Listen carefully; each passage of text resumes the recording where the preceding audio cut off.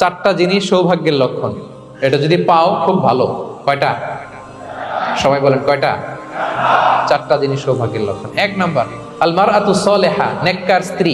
2 number আল মাসকানুল ওয়াসিআ, প্রশস্ত বাড়ি। 3 number আল জারু Salih, good neighbour, ভালো প্রতিবেশী। 4 নাম্বার আল মারকাবুল হানি, মানে ভালো বাহন বা যানবাহন। এই চারটা থাকলে এটা একটা সৌভাগ্যের আলামত, খুশনসিব। কিন্তু খেয়াল করে দেখেন তো বিশ্বনবীর চারটার মধ্যে কয়টা ছিল? শুধু 1 নাম্বারটাই ছিল, বাকি 3টা ছিল না তেমন। 1 নাম্বার কি ছিল? আল মারআতু সালিহা, নেককার স্ত্রী, এটা বিশ্বনবীর ছিল, ঠিক কিনা? 2 নাম্বার আল মাসকানুল ওয়াসি, স্পেশাস হাউস, বড় ঘর, বিশ্বনবীর ছিল না মক্কায় না মদিনায়। মদিনার ঘরগুলো দেখেন এক এক বিবির এক এক ঘর, ছোট্ট ঘর, খালি হাইটা এসে বসতে পারে আর শুইতে পারে এতটুকু। 3 নাম্বার আল জারু সালিহ, ভালো প্রতিবেশী ছিল। মক্কায়ও না মদিনায়ও। মদিনায় গেলেন, আশেপাশে ইহুদিরা থাকতো, বনু কাইনুকা, বনু কুরাইজা, বনু নাদির। তাদের ষড়যন্ত্রে একটা রাতও শান্তিতে ঘুমাইতেই পারে নাই। সুক্ত দূর কি বাদ, সবসময় জ্বালাতন করতো, বিট্রে করতো, ওয়াদাভঙ্গ করতো, এগুলো ঘটেছে। তার মানে ভালো প্রতিবেশী জোটে নাই। 4 নাম্বার আল মারকাবুল হানি, ভালো বাহন। খুব বেশি ভালো বাহন ছিল তাও বলা যায় না, খাবারই তো ছিল না, ওট খাইলে না গায়ে জোর থাকবে, ঠিক কিনা? হ্যাঁ, কসওয়া আদবা ছিল। তার মানে বাহন ছিল চালানোর মতো, কিন্তু খুব বেশি ভালো বাহন যে ছিল এমন নয়। তাহলে 4টার মধ্যে বিষ্ণু পেয়েছিলেন কয়টা? 1টা। কিন্তু মা আয়েশার ঘরের ভেতরে সুখ আর সুখ, কিছু নাই। একটা মশক, পানি খাওয়ার, রুটি বেলার একটা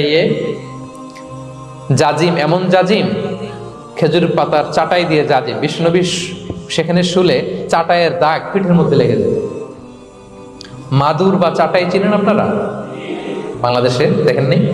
ওই চাটাইয়ের মধ্যে বিষ্ণুনবী শুয়ে পড়লে, ঘুম থেকে উঠলে ওই চাটাইয়ের দাগ পিঠের মধ্যে বসে যেত। কিন্তু ঘর ভরা সুখ আর সুখ। কারণ টাকা দিয়ে বাড়ি কিনা যায়, গাড়ি কিনা যায়, ঘর কিনা যায়, সব কিনা যায়, কিন্তু সুখ কিনা যায় না। কিনা যায়?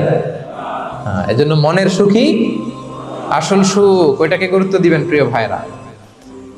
সহিহ মুসলিমের আরেকটা হাদিসে বিষ্ণু সাল্লাল্লাহু আলাইহি ওয়াসাল্লাম বলেন, লাইসাল গিনা আন কাসরাতিল আরাদি ওয়ালাকিন্নাল গিনা গিনান নফস। বেশি সম্পদ থাকলেই ধনাঢ্যতা নয়, আসল ধনাঢ্যতা মনের ধনাঢ্যতা।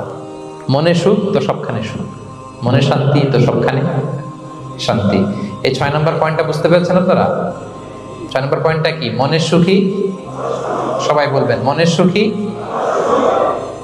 7 নম্বর হচ্ছে never be greedy, expect less. বেশি প্রত্যাশা করতে যাবেন না, লোভী হবেন না। লোভ আপনার সুখ কেড়ে নিবে। লোভী কখনো সুখী হয় না। লোভীর পকেট কখনো ভরে না, যতদিন এটা ভরবে না। লোভী হব আমরা না, অতিরিক্ত প্রত্যাশা করব না, অল্প প্রত্যাশা করবো। I'm not talking about the goal. Goal should be bigger and higher. But I'm talking about expectation. বেশি এক্সপেক্ট করা ভালো না। খুব প্রত্যাশা নিয়ে রাখছেন, কিছু পান নাই, দেখবেন যে কষ্ট লাগবে, ঠিক কিনা? আর কোনো এক্সপেকটেশন নাই, এরপরে যেটা পাবেন ওইটাই লাভ। যেটা পাবেন ওইটাতেই ভাল লাগে, সুখ লাগে। এজন্য এক্সপেকটেশন যেন বড় না হয়, বেশি খাই যেন না করি।